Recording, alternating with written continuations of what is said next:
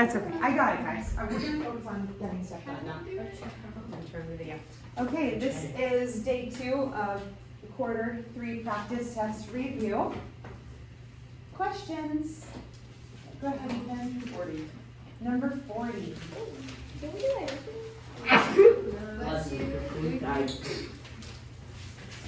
Number 40. Number 40 says, factor the expression 81x squared minus 25. 81x squared minus 25. Now this is one that if you notice something about these terms, and before we notice it about the terms, let's just go ahead and look at like the numbers themselves, the coefficients. 81 and 25. What do you know about those numbers? What do you recognize about them? Perfect squares? They're perfect squares, very good. 81 is a perfect square. We call it a perfect square because when you think of the area of a square, you know that the side length times itself will give you the area of the square, right? And we call 81 a perfect square because if the area of a square is 81, that means the side lengths are whole numbers. Yippee. And what would the side length be? 9, because 9 times 9 is 81. We call it a perfect square. It's only called perfect just because its square root is a whole number. So the square root of 81 is 9, the whole number 9. A square that has an area of 80, it's still a square, but if you were to find the length and the width, or the side of the square, you would have to find the square root of 80, which, if I do that on my calculator, let's see, 80 square root, okay, 8.944279191, it's going to keep going. So that's definitely not a perfect square. So any number that doesn't have a whole number square root is not perfect, but any number that does is perfect. 25 is another perfect square because the side lengths are the whole number 5. You know what else is a perfect square?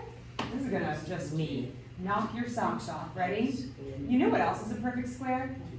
X squared. Why is x squared a perfect square? Yes, Ethan? Because x times x, good. Because it needs 2 x's, or x times x, to make the area x squared. So we call x squared a perfect square because x times itself, even though we wouldn't say, well, x is a whole number, whatever x is times itself will give us x squared. It can be broken down into a simple x times x. Because of that, we are going to break this down into 2 binomials by basically finding the square root of both numbers, or both terms. So what's the square root of 81x squared? 9x. So in my first terms, if you think of f in FOIL to be the first terms, you would need a 9x and a 9x because 9x times 9x equals 81x squared. So that takes care of our 81x squared. Now we need 2 numbers here. Now this is a little tricky. They need to multiply together to get a negative 25. Yes, Jason? 5 and negative 5. Yep, so we need a positive 5 and a negative 5. And you might say, but you can't find the square root of a negative 25. You're right, negative 25 isn't a perfect square, but 25 is. So we know that we can get the number portion by just doing the square root of 25. But knowing that our last terms, L in FOIL for last, our last terms do need to multiply together to get this number. Now you might be thinking, where's the middle term? Where's the bx term in the ax squared plus bx plus c formula? Can anybody tell me where the bx term is? Yes. It's 0. How is it 0? Well, because if root is 0, that means that because it's with x will also be 0. Because it's not and equal to 0, so you automatically. Right, because, and the reason for that is because when you do, okay, remember FOIL, we talked about how the 9x and the 9x would be your first. We talked about how the positive 5 and the negative 5 would be your last. The outer and the inner, the outer would be 9x times negative 5, which would be what? Negative 45x. And then the inner would be positive 5 and 9x, which would be what? Plus 45x. Are they like terms? What's going to happen when I combine those like terms? They cancel out to 0, and that's why there's no middle term of this. We call it it has a special name, and I skipped this lesson because I knew that it would be so simple to just teach you guys in like a second during the review, but I did want to put something on here where you can recognize what it is. This is called, it's a special case called the difference of two perfect squares. These are two perfect squares, and it's the difference of them which causes one binomial to have an addition and one binomial to have subtraction. But other than that, the terms inside the binomials are exactly the same. Does that make sense to you? Yeah. Okay, cool. Next question. I'm glad somebody asked that question because nobody asked, in any of the classes, nobody asked for number 40. Yeah. Number 6?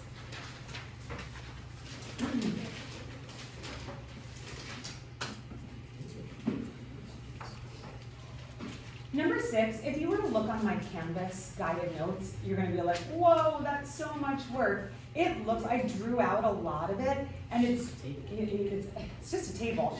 It's just making a table of values. So when you take it at first glance, it looks like a lot, but this is very easy to solve. Remember, these are absolute value functions, so it says h of x equals -2 times x. Remember, a function, a linear function, an absolute value function, Please excuse the interruption. All members participating in the Read Across America over an exponential function. please report to the Go ahead, you just use Tiana. OEM. All of the functions that we've been working with, Do you leave our iPads here or bring it with us? I think you're supposed to bring everything. Bye. Bye. Make sure you watch the videos over the weekend, okay?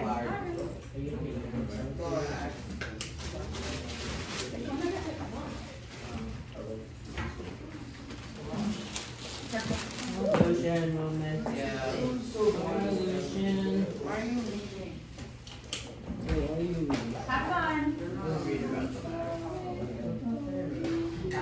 Illusion. Okay.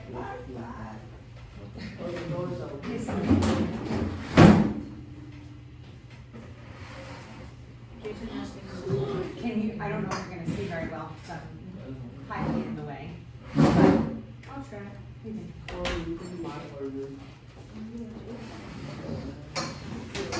All right, so if you're anything like me, when you see a function, you just go, this is hard. I don't understand it. That's kind of what my brain tries to tell me when I see a function. For some reason, no matter how many times I do a function, my brain, the first thing it tries to tell me is this is hard and I don't get it. Is anybody else like me? Yeah. Okay. The good news is your brain's trying to play tricks on you because you actually can get it really easily if you just remember that a function is a machine that does the same thing. Yeah, it does the same thing. Like a machine that makes crayons. And if you input a certain color into the crayon machine, it will put out that color crayon. If you input a different color into the crayon machine, it's still gonna make a crayon, but it'll make a different color crayon, right? So it all depends on what you are putting in to the machine to know what you will get out of the machine.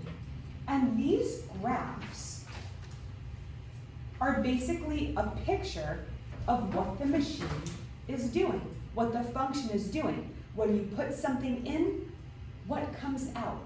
When you put something else in, what comes out? When you put something else in, what comes out? I know we're getting a lot of movement, a little bit of like disruptions here, so just please make sure you're staying focused, okay? Thank you.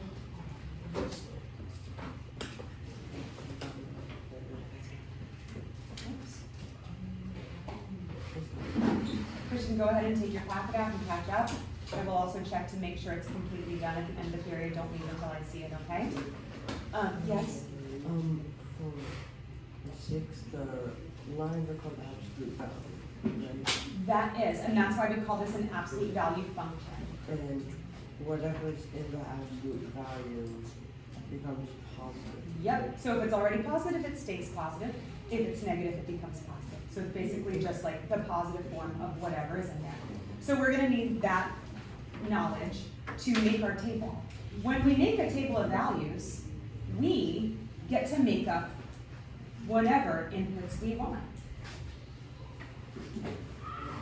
Remember, our x, or our domain, are the input values, and we get to make them up. So I can do anything. I can put anything into that machine that I want. I can put in 100, I can put in -1 billion, I can put in 6/7.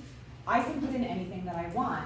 And since I can put in anything I want easy numbers. I would prefer to just put positive numbers because those are the easiest. But since we really want to investigate what this machine can actually do, and when we see the results on a coordinate plane, we definitely like to see it on both the positive and negative side of the origin. So we do want to create a few inputs that are negative. So I usually do -2, -1, 0, 1, and 2. Sometimes if I really want to get a clear picture, I'll go to -3 and +3. But I try to keep them as simple as I can, but still using a few negative numbers, definitely a 0, and some positive numbers. Then I leave a little space for the next column to be where I can actually work out what's happening inside the function or inside the machine. Then I have my output, which is your y values, or you could write it as your h of x values because that is your output. It's the same thing as your y values. On a coordinate plane, that would be your y values. Yes?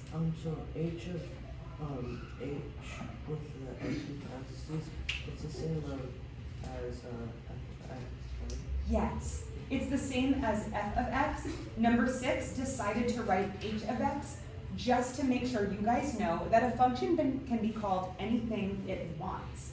If this is called h of x, it probably means that in the same data group, f of x was already taken. Usually we start with f of x and then we do h, g, or whatever. But a function can be named any letter of the alphabet. This one in particular is h of x. It still stands for the output, it still stands for the y values, it still stands for the range. Does everybody understand that?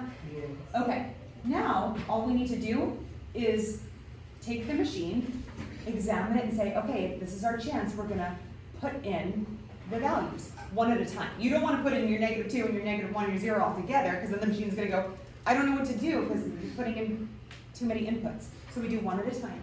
We're gonna take the machine, we're gonna put in the -2, and we're gonna see what comes out. So our function here is -2 times the absolute value of x. When we input -2 for x, we solve this part first, the absolute value first.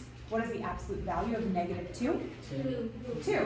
Then we multiply that because it's right next to this -2, that means it's being multiplied. So we get a +2 times -2, and we get -4. This is our input. This is our output, what came out. That is a coordinate pair on our graph. So -2, -4 would be one of the points on the graph. Does everybody understand how you can get points on the graph using the function? Mm-hmm. Making up your input values, making a table, getting it nice and organized. Number 6 on the quarter exam will look exactly like this, except it might say -3 times the absolute value of x. It'll be so similar, so please make sure you know how to do this. All right, let's put in another input. So we have -2 times the absolute value of -1. Solve this for me. 1 times, which is Two. -2. So we have our next coordinate pair. The input, or the x value, is -1. 0. The output, or the y value, is -2.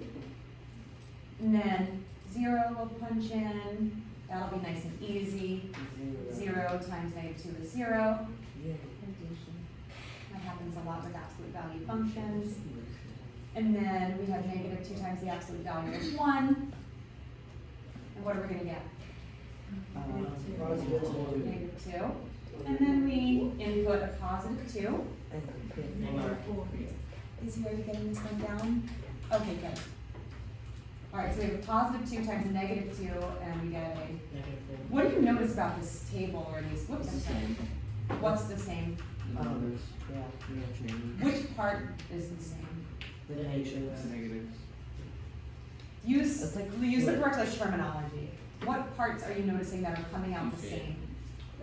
Oh. The output. Yeah, the outputs. Very good. The outputs are coming out the same when you put in either a negative input or its positive version. They're coming out the same, right? And that's because when you absolute value a number, whether it's negative or positive, it's going to be positive. And then when you multiply that number times a number, it's going to come out the same as it did when you started with a negative input or a positive input. And that's why you get these V shapes. Because we have our first coordinate pair that we wrote here was a -2, -4. So -2, -4 would be 1 point. Then we have a -1, -2. -1, -2 would be our next one. And we have 0, 0, so that's the origin. Then we have 1, -2. So now we're going to the positive one on the x. We're moving to the positive quadrants, but we're also getting a -2. And that's why we're getting that kind of mirror where it's kind of being reflected across the y-axis. And then our last coordinate pair is 2, -4. So +2. And then we still go down to -4, and you're getting that mirror image of the other coordinates. That's how we're getting. Somebody tell me what this absolute value function might look like if the machine multiplied whatever the absolute value was times a +2. How would it look different? Shouldn't it be like upside down, shouldn't it be like a V? Yeah, it would be choice B. Yep, it would be happy. You make a happy B. It's over sad. That's why we send the sad beat to the night. Okay. What? That makes it worse then. Okay. So that was number 6. Next question. I'll open it up to all learners, not just the learners who completed it, but, okay, Ethan? 30. Number 30.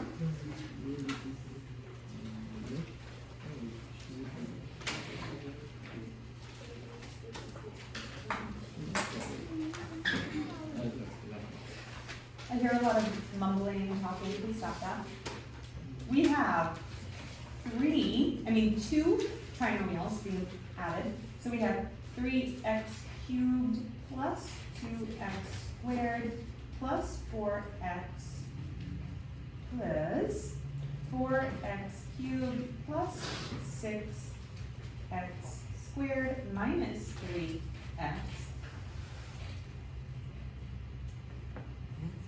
Separate that, because I did not do a good job spacing that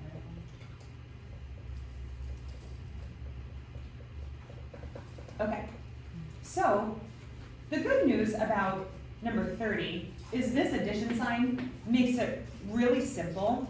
It kind of makes it so that it doesn't really matter that these trinomials are in parentheses.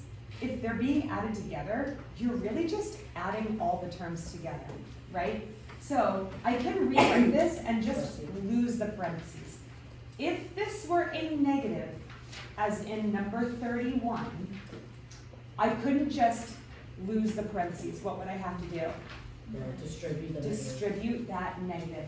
Very good. Then I can lose the parentheses. But in the case of addition of two polynomials, you just lose the parentheses.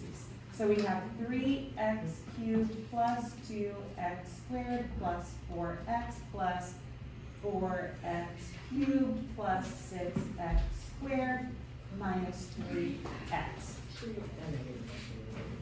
Now what do we do? Combine like terms. Yeah, we combine like terms. So let's see, I'm gonna try to identify some like terms. I've got my 3x squared and my my 3x cubed and my 4x cubed. I'm gonna pause there since those are my x cubed terms. I always like to start with my highest degree so I can keep everything in standard form as I finish out my answer. So then we get combination of those would be 7x cubed. 7x cubed. In my notes on Canvas, you won't see me cross things out because I still want you guys to be able to see it. But as I'm working, if I were to do this on my own time without showing anybody, I would cross those out to let myself know that I'm done with them and I don't need to worry about them anymore. Then I'll go to my next highest degree, which is my x squared term. And combine those and we get 8x squared. Yep, so that's a positive 8x squared, which requires us to put the positive sign to help us show that it's addition. Then I'm done with those, and then we simply have our x terms, which when we combine those, we will get a positive 1x, which is a positive x when we write it in the most simplified way. Yes. If we do put 1x, will it be correct? It should mark it correct. If for some reason, when you look over your submission, if that's where you went wrong, absolutely screenshot that to me, and I will give you full credit. You wouldn't even have to show work for that one, because if you have the correct answer, except if there's a 1 there, I would absolutely give you full credit for that. How did you get the x? Just the x alone? Okay, so when you add a positive 4x and a negative 3x, what do you get? I can't really watch, isn't it? It is 1x. So if Oh, it's yeah. invisible, okay. Yeah, that's what we were just talking about. Technically, you could write plus 1x. When we write it in standard form and it's in its simplest form, we make that positive 1 invisible and we just write plus x.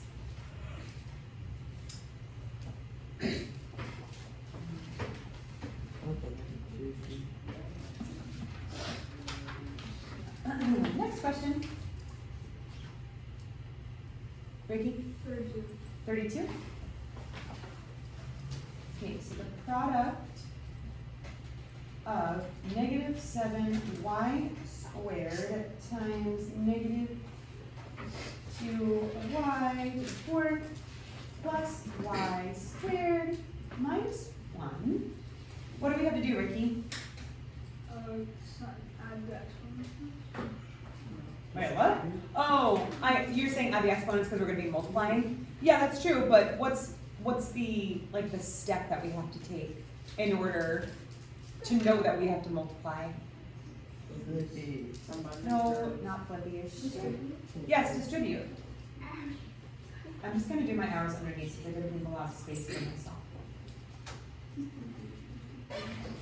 Since this monomial is being multiplied by this polynomial, and sometimes it'll say, it'll call this the product of two polynomials. Remember that a monomial is still considered a polynomial, which kind of sounds weird, but it is.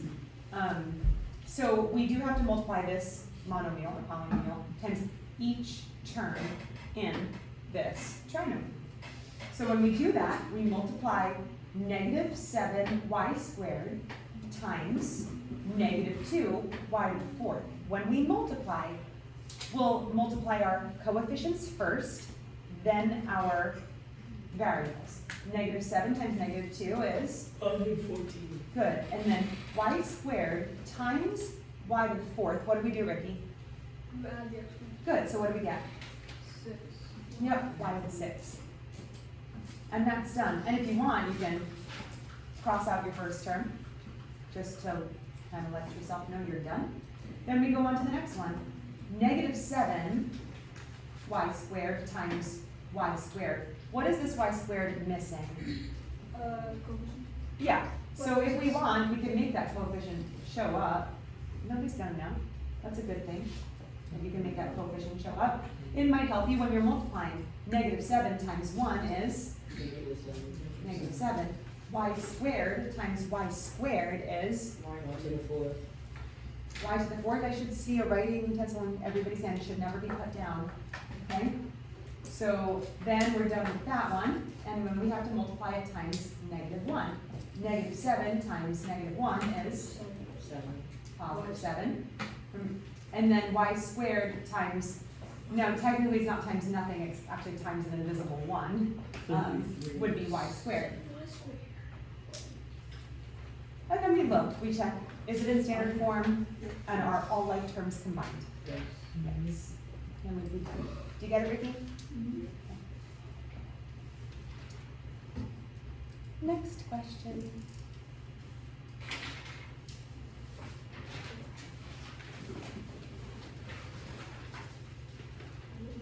Yes. Can you do 5? Sure.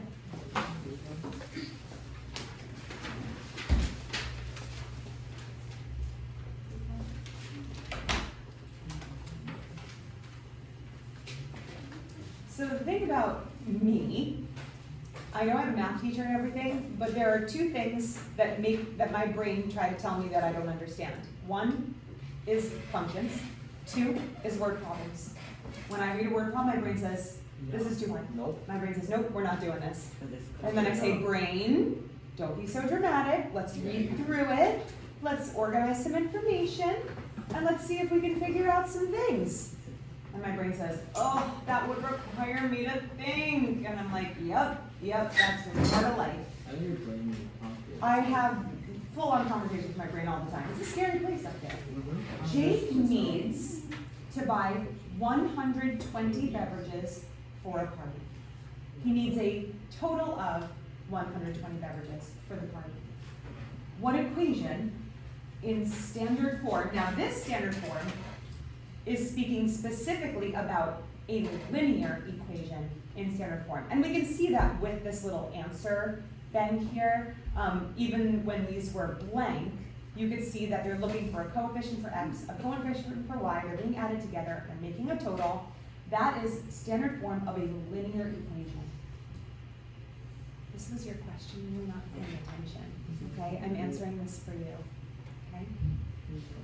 What equation in standard form determines the numbers of 8 packs of juice, x, and 12 packs of water, y, that Jake can buy?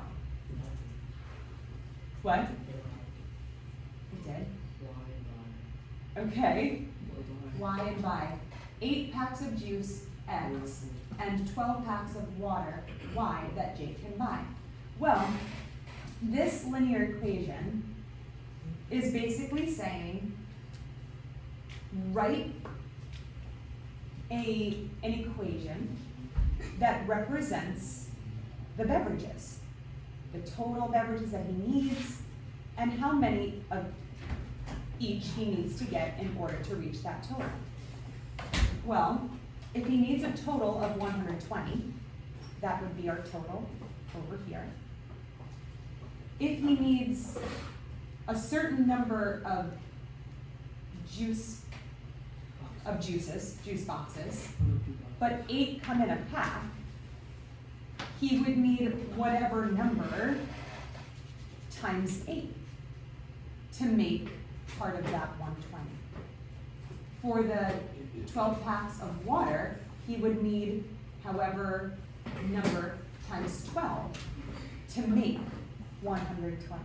So this question is really just asking you to organize the information. That's pretty much it. You don't have to do any math, you're just organizing the information from the question. Okay, and you stop putting things in your mouth. All right. Next question. Hannah? Number 1. The good old literal equations. Literal, literally meaning, What are we? literal comes from Literally. the same place as literally. Miss I know that. Wittery. Where do we get the witty? Where do we- I should wittery, hit the gritty. I've never hit the gritty in my whole life. Where did you hear that? It's on camera. It's like this. It's I've like never I this. done saw it that. in the video. That was AI. All right, number one. Yeah, that's just Did you? I may have hit the gritty in seventh period. And I think Nice maybe little on video. camera. Oh yeah, you actually have to watch my videos to see What the was it? gritty. What was it? See, I watched your I'm not video. telling you, you have to watch all Abby, of them to well, find listen, out. I bet. I'll do it tonight. It was her Oh, mom. baby, I'll do it too. Let's refocus, everybody. Isn't it I'll Friday? What? It is, Peter. Last video. Okay. All right, number one, these are literal equations, which literally mean they have letters. Literal letters. Okay? So when they're asking you to rewrite a formula that has a bunch of letters, one of the letters is already solved for in this formula. And they want you to rewrite it, just rearrange the formula using your algebra knowledge. To solve, it says solve for W in terms of S. Now the in terms of S thing, to me, is a little bit confusing. All it means is when it says solve for W, that means get W by itself, which obviously W is not by itself. It says in terms of S, basically means put S with all the other stuff and get W by itself. So solve for W.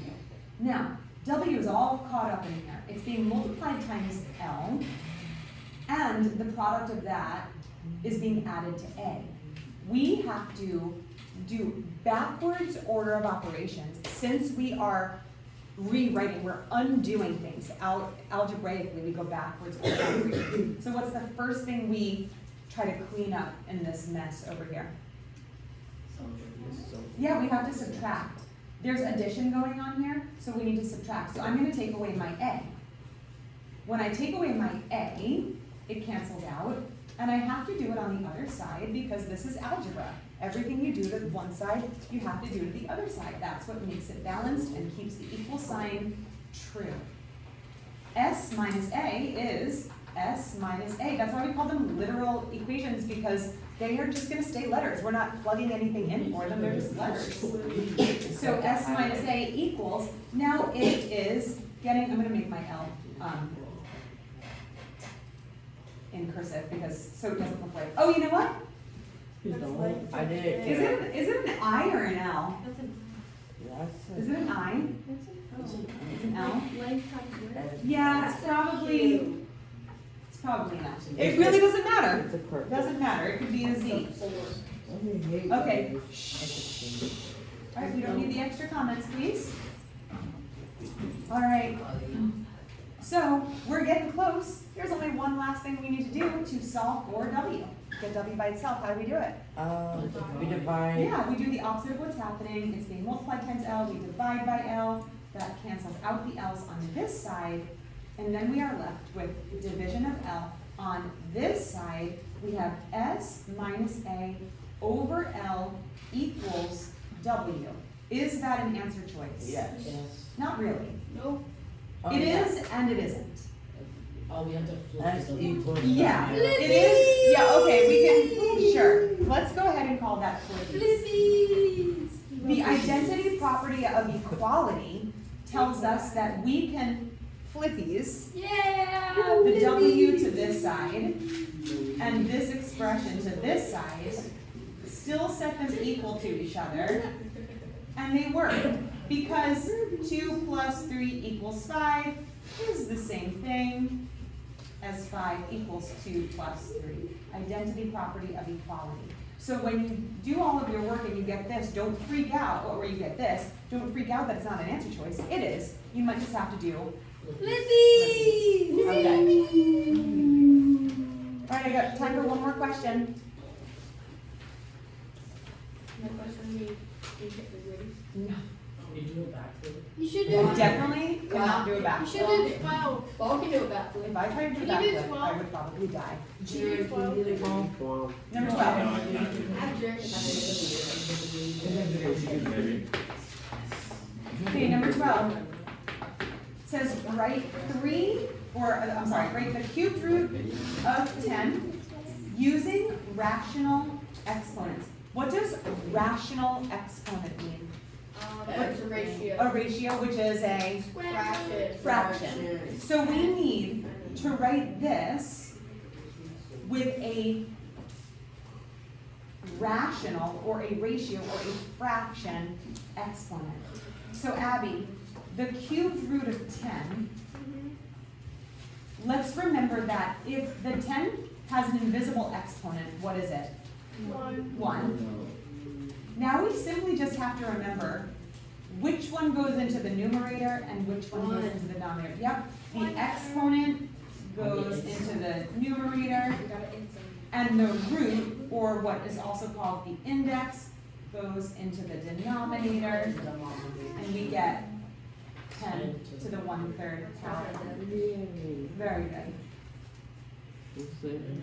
I actually have time for another question. That was a quick one. Anybody else? This is the last chance. I can't answer any more questions after this. Yes, Ricky? 13.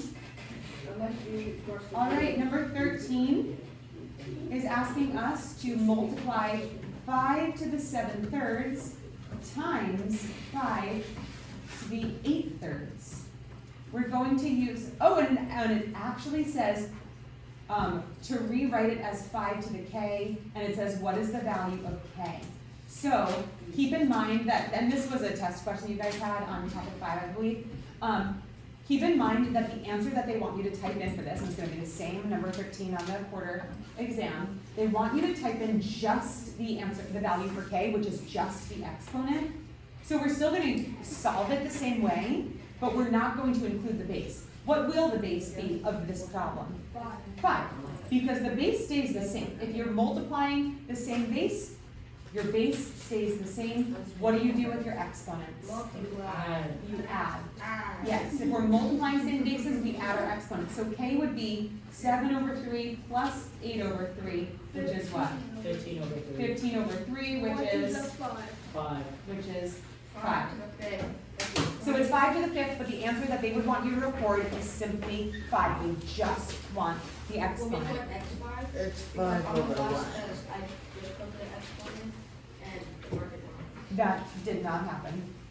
You must have put the wrong exponent then. It was like 1 to the degree, and it wanted x, and then 1 to x3. So the degree of the polynomial was, You have to show that to me. I did, and you gave me credit for it. Oh, okay, that wasn't this question. I did. Okay. This question, I know because I've seen what the answer he does, it wants just the exponents. Okay. Okay, it was nice doing business with you. Study over the weekend, look at my 17 pages of notes. It's going to be a long time.